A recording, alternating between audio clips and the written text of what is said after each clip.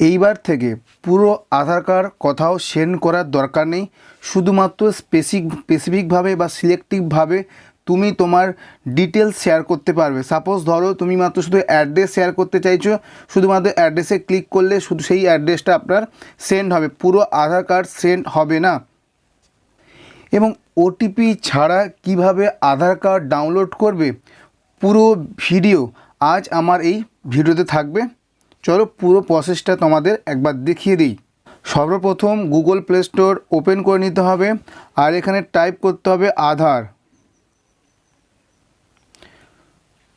করার পরে প্রথম যে অপশানটা এসে, যে অ্যাপসটা এসে, সেটাকে আপনাকে ডাউনলোড করে নিতে হবে।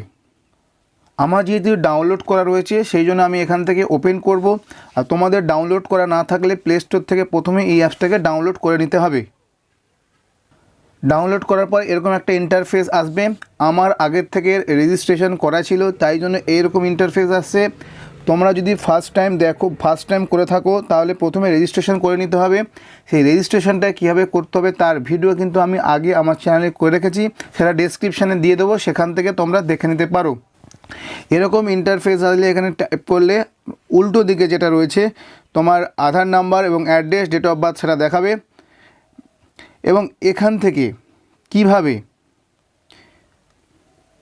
ওটিপি ছাড়া আধার কার্ড ডাউনলোড করবে, প্রথমে নিচের দিকে একটা অপশান আছে শেয়ার আইডি বলে, এই অপশানে ক্লিক করতে হবে। ক্লিক করার পর এখানে তিনখানা অপশান রয়েছে। নিচের যে অপশানটা রয়েছে ডাউনলোড আধার, এই অপশানে ক্লিক করতে হবে। তারপর সেখান থেকে আধার একটা কপি পিডিএফ ডাউনলোড হবে এবং তার পাসওয়ার্ডটা কী হবে সেটা এখানে বলে দিয়েছে। তারপর সেখান থেকে কন্টিনিউ করলে তোমার আধার কার্ড ডাউনলোড হয়ে যাবে। যখন ওপেন করবে পিডিএফটা তখন এখানে পাসওয়ার্ড চাইবে। পাসওয়ার্ডটা হচ্ছে তোমার নামের প্রথম 4টে অক্ষর ইংরেজিতে বড় হাতের এবং তারপরে ডেট অফ ইয়ার দিলেই কিন্তু আপনার এটা ওপেন হয়ে যাবে। তারপরে কি করবে, যেটা সবচেয়ে ইম্পর্টেন্ট, সেটা হচ্ছে এখন পুরোপুরি আধার কার্ড শেয়ার করার দরকার নেই। সিলেক্টিভভাবে যেটা যার দরকার সেটাই তুমি শুধুমাত্র সেন্ড করতে পারবে। যেমন এখানে সেন্ড শেয়ার আইডি, এই অপশানে ক্লিক করলে এখানে 3টি অপশান দেখতে পাচ্ছ। একটা হচ্ছে কমপ্লিট শেয়ার।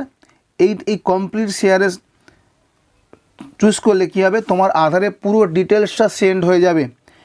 আর তার ঠিক ওপরে যে অপশানটা রয়েছে সবার উপরে সিলেক্টিভ শেয়ার, এই অপশানটা চুজ করলে শুধুমাত্র তুমি যেটা চাইবে সেটাই যাবে।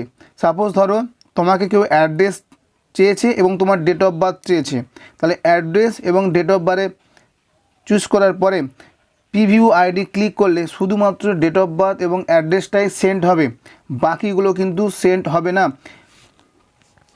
বা কেউ যদি তোমার মোবাইল নাম্বার চায় তাহলে সেই মোবাইল নাম্বার বা নাম চায় তাহলে সেই দুটো সিলেক্ট করার পরে প্রিভিউ আইডি করলে সেই দুটোই সেন্ড হবে, বাকিগুলো কিন্তু সেন্ড হবে না। মানে সিলেক্টিভ অ্যাওয়েতে তোমার ডিটেলসগুলো শেয়ার হবে, পুরোপুরি আধার কার্ড কিন্তু শেয়ার হবে।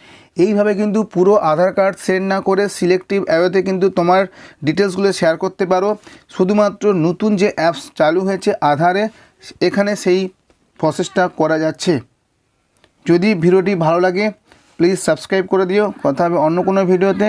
আজকে মতো টাটা, বাই বাই, সবাই ভালো থেকো।